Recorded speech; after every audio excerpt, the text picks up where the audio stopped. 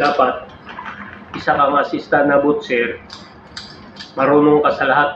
Yung tawag nila ngayon dito sa barko, tiger. Kapag isa kang tiger, marunong ka sa lahat, sa isda, sa chicken, at saka sa pork and beef. Yung position ko dito sa assistant butcher, pagkatapos ko ng isdaan, pupunta na ako doon sa kabila para mag-prepare na naman ng mga chicken para sa mga restaurant.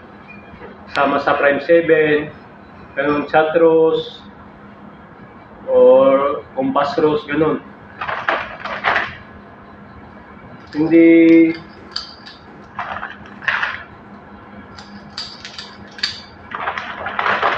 yung iba ng mga assistant butcher, kapag ibang assistant butcher nandun sa ibang barko naman, kung meet ka lang, dito sa navigator, kung isa-isa lang yung assistant butcher dito at saka isang butcher, sa akin yung isdaan at saka sa meat, ganun lang. Yung tawag nila dito, tiger. Kapag tiger ka, marunong ka na sa lahat. Maya-maya, pagkatapos ko dito sa isdaan, preparasyon sa mga outlet, pupunta na naman ako.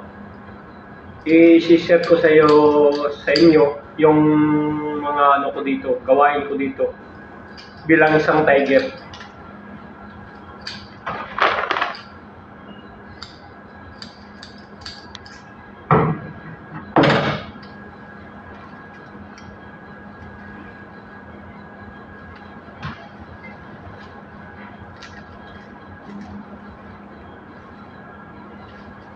Kailangan mabilis yung mga galawan nyo dito.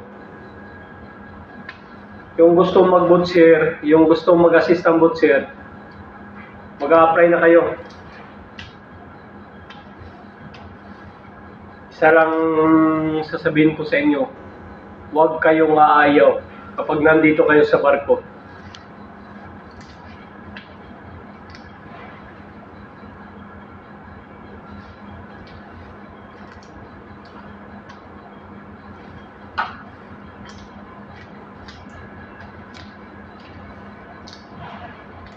Pagkatapos nito, ipapakita ko sa inyo paano ang mag-debone ng salmon, pagtanggal ng skin ng salmon. Pagtanggal ng skin ng salmon, tapos ang pagtanggal ko doon, i-portion ko yun para sa restaurant or para sa Prime 7. Ito, shrimp to. Binabalatan ko.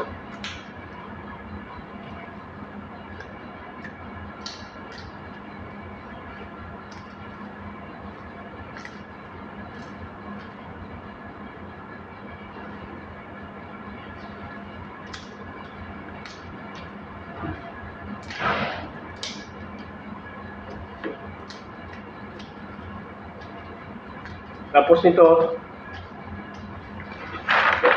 salmon na naman. Ito, papakiti siya.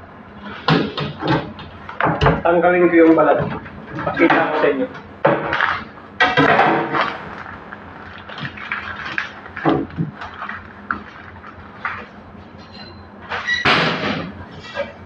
Marami pa to, pero ito lang i-share ko sa inyo. Yung mga gawain sa assistant butcher dito sa barko.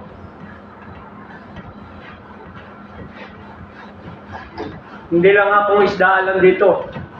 Pagkatapos ko doon, pupunta ako doon sa kabila. Pagkatapos ko ng preparar. Malinis yan.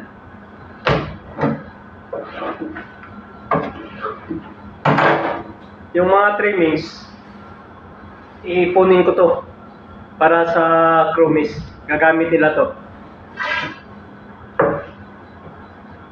O para sa mga mixed seafoods, ganun.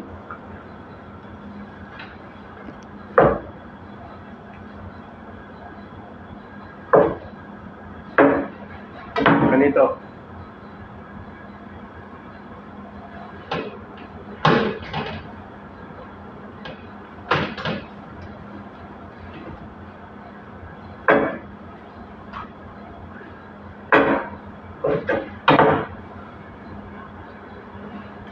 Tapos ngayon, i-share ko na sa inyo kahit ito lang, kunti lang pinakita ko sa inyo, pero marami pa yung